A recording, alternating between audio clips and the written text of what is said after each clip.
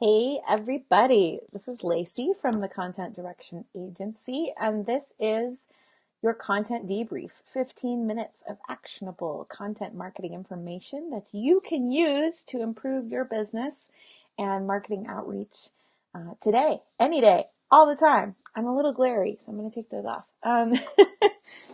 So if you are here watching live with us today, I would super appreciate a like or a comment. Say hello, leave me a funny GIF. I do love a good funny GIF because that helps Facebook know that this is exciting and engaging content that you want to see more of, and helps Facebook know to show it to more people who already like my page. So thanks for helping me game the algorithm a little bit there. This week, we are going to be talking about, a little belatedly, not going to lie, we're going to be talking about my predictions for 2019 for content marketing. And yes, I'm aware that it's the end of February. This is pretty much how my 2019 has gone so far, but that's a story for another day.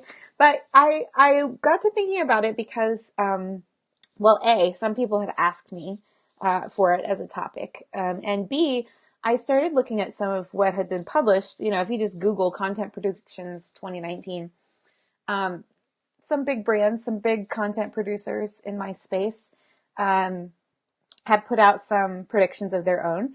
And what I was noticing is that most of their predictions, not all, but most, were really for bigger businesses, bigger brands.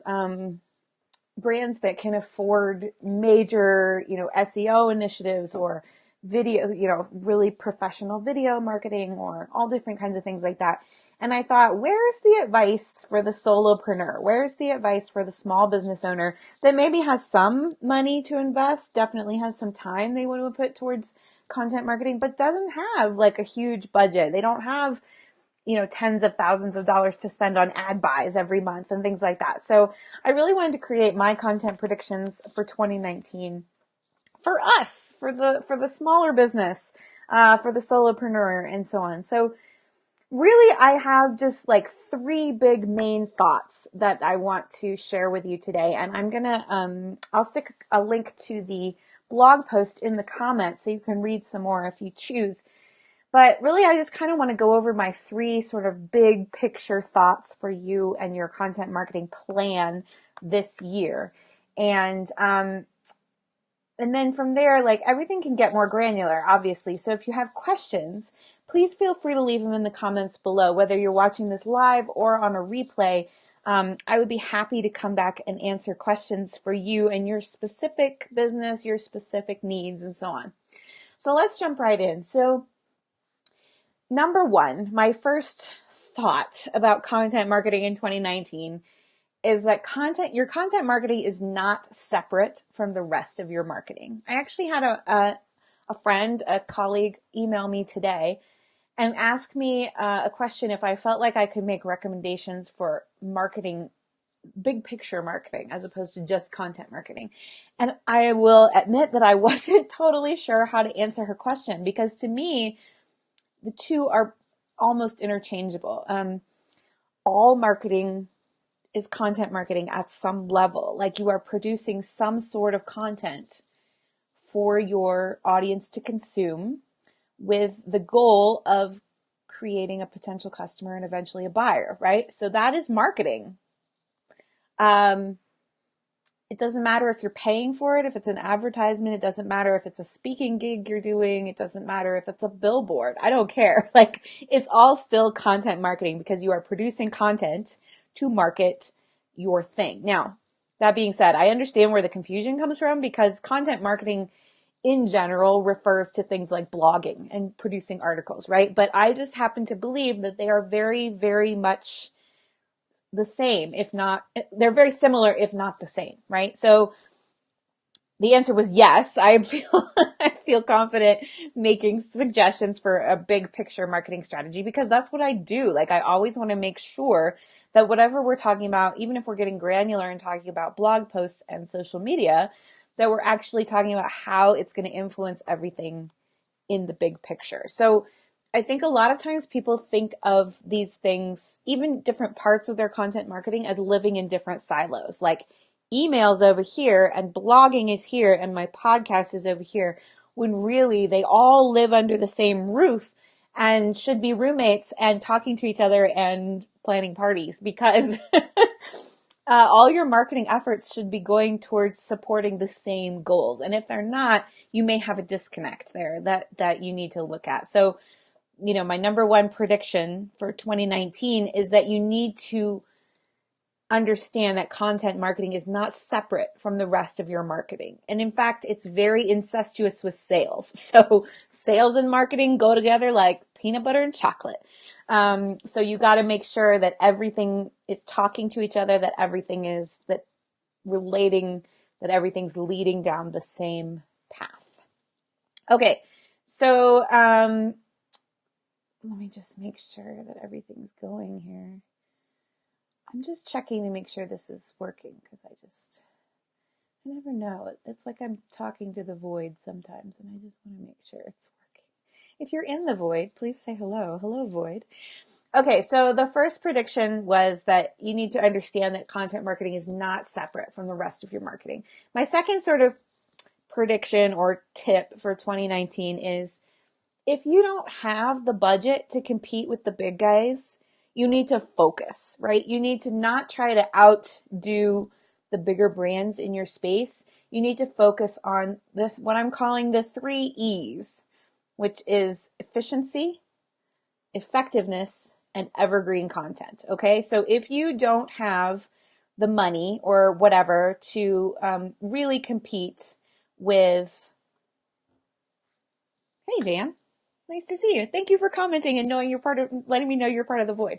If you don't have the money to compete with, like, say, bigger brands in your space, then you need to make sure that what you are producing is as efficient and effective as possible. So let me give you a great example of this. When I was researching this article that I wanted to write, seeing what other people had put out there for their 2019 predictions, I saw a post that was like 85 experts weigh in on what they see for 2019, which is great. Like, that's awesome. That's a cool post. Obviously, it's an SEO play, because those kinds of big numbered lists and everybody's going to link to it. And there was an ebook involved, right?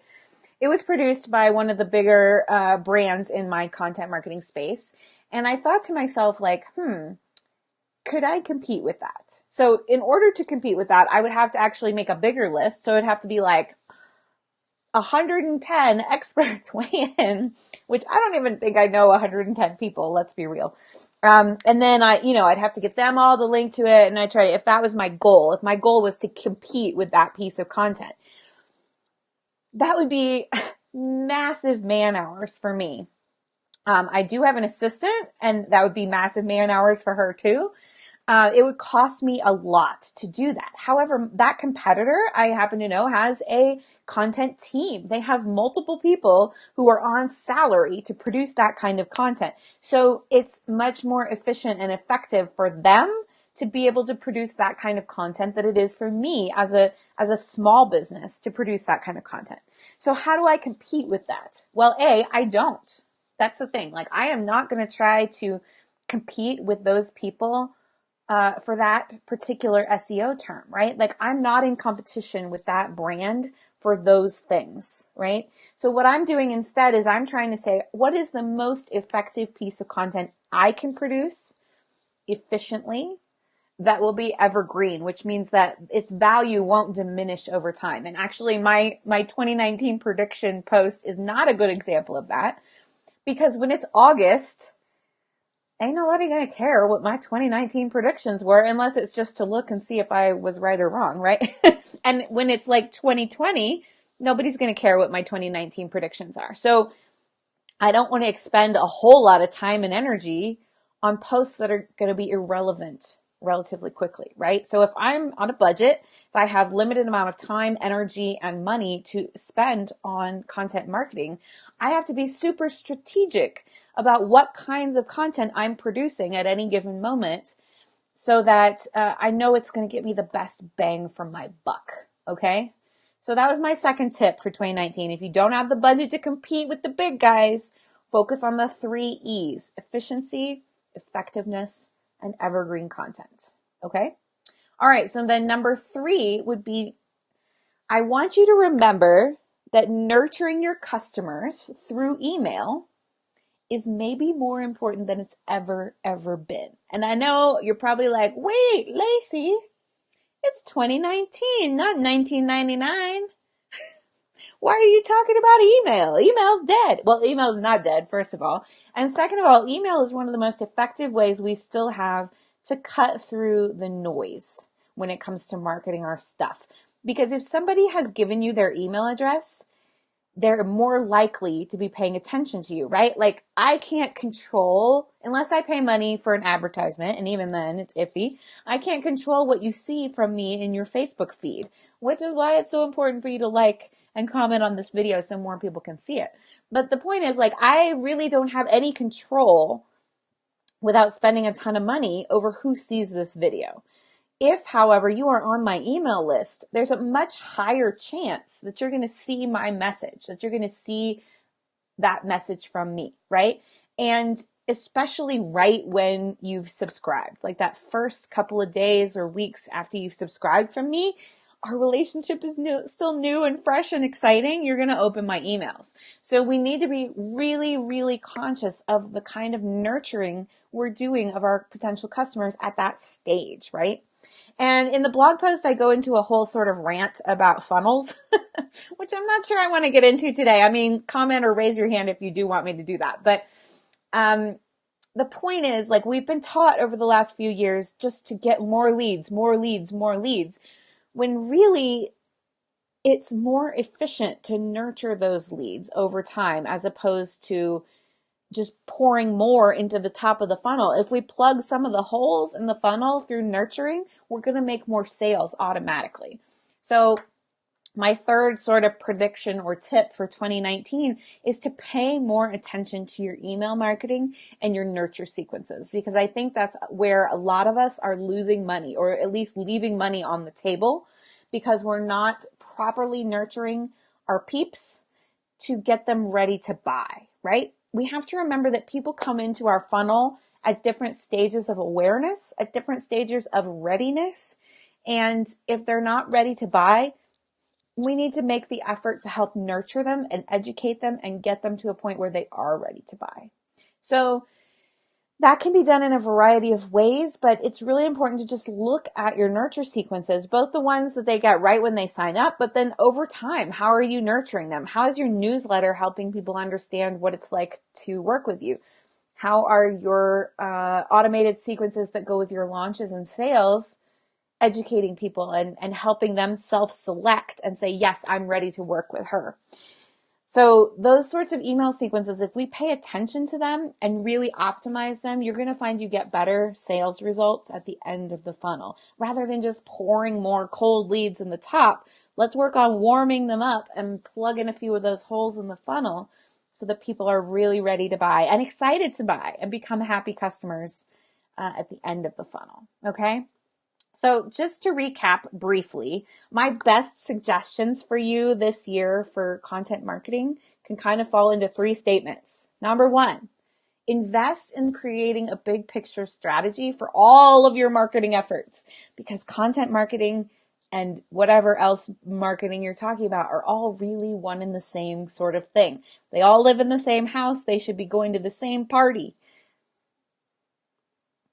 It froze for a second, so I wasn't sure what was happening. So, number 2, focus your efforts on creating content that will give you the most bang for your buck by ensuring that you have the 3 E's, right? That it is efficient, effective, and evergreen. Okay? And third, don't neglect the nurturing part of your sales process. So focus some time and energy and attention on those email sequences to help improve your conversion rates, which helps you get more sales, right? It actually helps you work less hard to get more sales. That was a really poor phrasing, but it makes it easier to get more sales. So the thing of it is, if any of that sounds like something you want to do this year in 2019, I highly suggest that you get on the phone with us, because that is our jam. We create these big picture marketing strategies and then help you implement them. So whether you have the budget to hire a writer or not right now, it might be worth your time and energy to get on the phone with me and say, hey, I'm really interested in finding out more about putting together a big picture strategy. And then we can talk about how you're going to make it happen. Because my goal is never to leave you hanging and say, well, now you have to go hire 15 people to help you implement this strategy. It's entirely to make sure that you're walking away with a strategy you can implement to grow your business through content marketing. So if you enjoyed this video today, I highly would love it if you would like it, leave a comment, leave me a funny GIF, just wave, whatever. And if you really liked it, you could share it with your friends and followers so that more people will see it and get this good information. I will leave the link to the blog post in the comments, but as always, you can go to lacyboggs.com/blog, and the most recent blog will be at the top. And if you are interested in finding out how we can put together a big picture strategy for your content marketing, you can go to lacyboggs.com/undercover, or just send me a message here and I'd be happy to talk with you. All right, that has been your 15-minute content debrief. Content marketing information to help you grow your business. I'll be back next week at the same bat time, same bat channel with a new topic. And I hope to see you then. Thanks. Bye.